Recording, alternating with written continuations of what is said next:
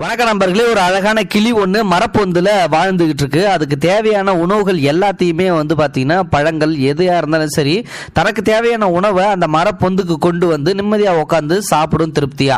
இப்படி ஒரு நாள் சாப்பிட்டுக்கிட்டு இருக்கும்போது பாத்தீங்கன்னா அங்க திடீர்னு யமதர்ம ராஜா வராரு. அங்க வரும்போது பாத்தீங்கன்னா கிளி பார்த்துட்டு நம்மளதான் ஒருவேளை கொண்டு போறதுக்காக வராரோ அப்படின்னு சொல்லிட்டு பார்த்து பயந்து போய் நடுங்கி நிக்குது. அப்போ அந்த கிளிக்கு எதிர்த்தாப்புல உள்ள ஒரு மரத்துல ஒரு குரங்கு ஒன்று தாவி தாவி விளையாண்டுட்டு இருக்குது. அந்த குரங்க தான் பாத்தீங்கன்னா கொல்றதுக்காக பாச கயிறை வீசுறாரு. அதே மாதிரி பாத்தீங்கன்னா கிளை உடஞ்சி குரங்கு பாத்தீங்கன்னா கீழே விழுந்து இறந்து போயிடுது. அதுக்கப்புறம் அந்த உயிரை யமதர்ம ராஜா எடுத்துட்டு போறாரு. இதை பார்த்த கிளிக்கு பாத்தீங்கன்னா தன்னுடைய வாழ்க்கையும் கூட இப்படிதான் மாறுமோ, தனக்கும் இந்த மாதிரி கதி ஏற்படுமோ அப்படின்னு சொல்லிட்டு பயந்து போயிடுது. அதனால இதுக்கப்புறம் நம்ம எப்படியாவது நம்மளோட உயிரை ஒரு கொஞ்ச காலத்துக்கு தக்க வச்சுக்கணும். அதனால உடனடியா நம்ம உயிர் போகக்கூடாது, எனக்கு என்னமோ நம்மளை கொல்ல வந்த மாதிரி தான் தெரிஞ்சுது அப்படின்னு சொல்லிட்டு கிளி என்ன நினைச்சது அப்படின்னா, ஈஸ்வரன் கிட்ட போனா இதை சரி பண்ணிடலாம் அப்படின்னு சொல்லிட்டு கிளி ஒரு பயங்கரமான முடிவு எடுக்குது. அதாவது சிவபெருமானை நம்ம தொடர்ந்து வழிபட்டா அதுக்கான தீர்வு நமக்கு கிடைக்கும் அப்படின்னு சொல்லிட்டு சிவபெருமானுடைய சிலைக்கு பாத்தீங்கன்னா பயங்கரமா 3 நாட்கள் பசியோட தவம் இருந்து பூஜை முடிக்குது. இப்போ அந்த பூஜையோட பலனாக சிவபெருமான் அவர்கள் பாத்தீங்கன்னா அந்த கிளி முன்னாடி தோன்றி இவ்வளவு கடுமையா எனக்காக பிரார்த்தனை செஞ்சிருக்க, உனக்கு என்ன வேணும், ஏன் இவ்வளவு கடுமையா முயற்சி செய்யற என்னை பாக்குறதுக்கு அப்படின்னு சொல்லிட்டு கேட்கிறாரு. உடனே பாத்தீங்கன்னா அந்த கிளி என்ன சொல்லுது அப்படின்னா, நான் ஒரு நாள் மரத்து பொந்துல உட்காந்து உணவு சாப்பிட்டுட்டு இருக்கும் போது யமதர்மராஜா அவர்கள் பாத்தீங்கன்னா முன்னாடி தோன்றினாரு. அப்போ பாத்தீங்கன்னா நான் என்னதான் கொல்ல வராருன்னு சொல்லிட்டு பயந்து போனேன். ஆனா எனக்கு முன்னாடி இருந்த ஒரு மரத்துல ஒரு குரங்கு தாவிக்கிட்டு இருந்தது. அதை கொண்டு எடுத்துட்டு போனார் அதோட ஆன்மாவை. ஆனா எனக்கு அந்த நேரம் பார்த்த உடனே பயமா இருந்துச்சு, ஒருவேளை நமக்கும் இதே கதி தான் வருமோ.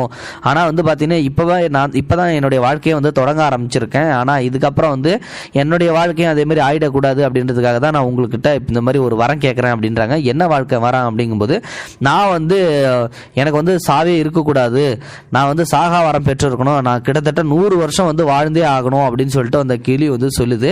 என்னடா அது ஒரு கிளிக்கு இவ்வளோ ஆசையா நமக்கு இவ்வளோ கடுமையா தவம் இருந்து கேட்டிருக்கு, அதனால நம்ம இந்த வரத்தை கொடுத்தே ஆகணும் அப்படின்னு சொல்லிட்டு சிவபெருமான் அவர்கள் என்ன சொல்றாரு அப்படின்னா, நீ 100 வயசு வரைக்கும் கண்டிப்பா இருப்ப அப்படின்னு சொல்லிட்டு வாழ்த்திட்டு போயிடுறாரு.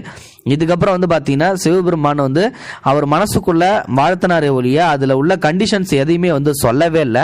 அதனால இந்த கிளி என்ன பண்ணுது அப்படின்னா பயங்கர சுதந்திரமா வாழ ஆரம்பிக்குது. நம்மளை இனிமே எவனும் அசைக்க முடியாதுரா, இனிமேல்ட்ட நம்ம கையில தான்டா இந்த உலகமே, 100 வயசு வரைக்கும் நமக்கு சாவே கிடையாதுரா அப்படின்னு சொல்லிட்டு நிறைய இடத்துக்கு போகுது, சுத்துது. அதே மாதிரி அந்த மேல் லோகத்தை பார்க்கணும் அப்படின்னு சொல்லிட்டு அந்த கிளிக்கு ஒரு ஆசை. என்ன பண்ணுது அப்படின்னா நேரா மேல் லோகத்துக்கு பறக்க ஆரம்பிக்குது. அங்க போய் பாத்தீங்கன்னா மேலோகத்தையும் அடைஞ்சிடுது. அதுக்கப்புறம் அங்க பயங்கரமா சுத்திக்கிட்டு இருந்த இந்த கிளி முன்னாடி மறுபடியும் யமதர்மராஜா அவர்கள் பாத்தீங்கன்னா தோன்றாரு. உடனே அவரை பார்த்து கிளி நக்கல் அடிச்சு சிரிக்குது. என்னையே கொல்ல வந்துட்டியா, உன்னை என்ன பண்றான் பாரு அப்படின்னு சொல்லிட்டு பயங்கரமா கெக்கப்புக்குன்னு இன்னும் பயங்கரமா சிரிக்குது.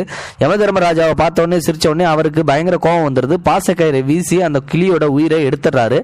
வெளியில வந்த ஆன்மா பாத்தீங்கன்னா பயங்கர தப்பு பண்ணிட்டீங்க, நீங்க என்னை சிவபெருமான் அவர்கள் வாழ்த்திருக்காரு, 100 வருஷம் நான் நல்லா இருக்கணும்னு சொல்லியிருக்காரு, அதனால நீங்க என்னுடைய உயிரை திருப்பி கொண்டு போயிட்டு என்னுடைய உடல்ல செலுத்திருங்க, இல்லாட்டி சிவபெருமானோட கோபத்துக்கு நீங்க ஆளாயிடுவீங்க அப்படின்னு சொல்லிட்டு கிளி பயங்கர கோவப்படுது. உடனே பாத்தீங்கன்னா அந்த யமதர்மராஜா பயங்கரமா சிரிக்கிறாரு. இந்த ஐடியா உனக்கு கொடுத்தது யாருன்னு எனக்கு நல்லாவே தெரியும், நீ ஏன் இப்படி செஞ்சன்னு. அதே மாதிரி சிவபெருமான் அவர்கள் கொடுத்த வாக்க நானும் மீறவே இல்லை, அவர் சரியான வாக்க தான் கொடுத்திருக்காரு. அது மேற்கொண்டு சொல்ல போனா அவர் என்னுடைய வேலைக்காக உன்னை தயார் செஞ்சிருக்காரு அப்படின்னு சொல்லி சொல்றாங்க. உடனே பாத்தீங்கன்னா யமதர்மராஜா சொன்னதை கேட்டு கிளிக்கு பயம் வந்துருச்சு. என்ன சொல்றீங்க, ஏன் இப்படி நடந்துச்சு அப்படின்னு சொல்லி கேட்கும்போது, கிளியே நீ ஒரு பூலோக ஆன்மா, அப்படி இருக்கும்போது நீ மேலோகத்துக்கு வந்திருக்க கூடாது. யமதர்மராஜாவாகிய நான் பாத்தீங்கன்னா உன்னுடைய கண்ணு முன்னாடி தோன்றி கண்ணு முன்னாடி ஏதாவது ஒரு உயிரை எடுக்கணும்னு சொல்லி விதி. அதனாலதான் உன்னுடைய உயிரை எடுக்கிறதுக்கு பதிலாக நான் அந்த குரங்கோட உயிரை எடுத்துட்டு போனேன். ஏன்னா அப்பதான் உன்னோட உயிரை எடுக்க முடியும் அப்படின்னு அப்படின்றதும் விதிதான். அதனாலதான் உன் கண்ணு முன்னாடி ஒரு குரங்கோட உயிரை எடுத்துட்டு போனேன். அந்த சமயம் நீ அதை பார்த்துட்டு சிவபெருமான வழிபடுவ அப்படின்றதும் விதிதான். அதே மாதிரி அவரை வழிபட்ட சிவபெருமானும் வந்தாரு. சிவபெருமான் வாழ்த்தனது என்னன்னு தெரியுமா? இந்த பூலோகத்துல நீ 100 வருஷம் இருப்ப அப்படின்னு சொல்லிட்டு தான் வாழ்த்தனாரு. ஆனா நீ இப்போ பூலோகத்துல இருக்க கிடையாது, நீ மேல் லோகத்துக்கு வந்துட்ட. நீ இதுவே பூலோகத்துல இருந்திருந்த அப்படின்னா 100 வயசு வரைக்கும் உன்னோட உயிரை என்னால எடுத்திருக்க முடியாது. சிவபெருமான கட்டளையும் கூடாது, அவருடைய கட்டளை என்னால மீறி இருக்க முடியாது. ஆனா அவர் வாழ்த்தனது நீ இந்த பூலோகத்துலன்னு சொல்லி சொன்னாரு. ஆனா நீ இந்த பூலோகத்துல இல்லாம மேல் லோகத்துக்கு வந்ததால அவர் சொன்ன வாக்கு பிரகாரம் நீ பூலோகத்துல இல்ல அப்படின்றது தெளிவாயிடுச்சு. அதனால நீ மேல் லோகத்துல இருக்கணும், உன்னோட உயிரை எடுக்கணும்னு சொல்லிட்டு எனக்கு கட்டளை இட்டு இருக்காரு சிவபெருமானே.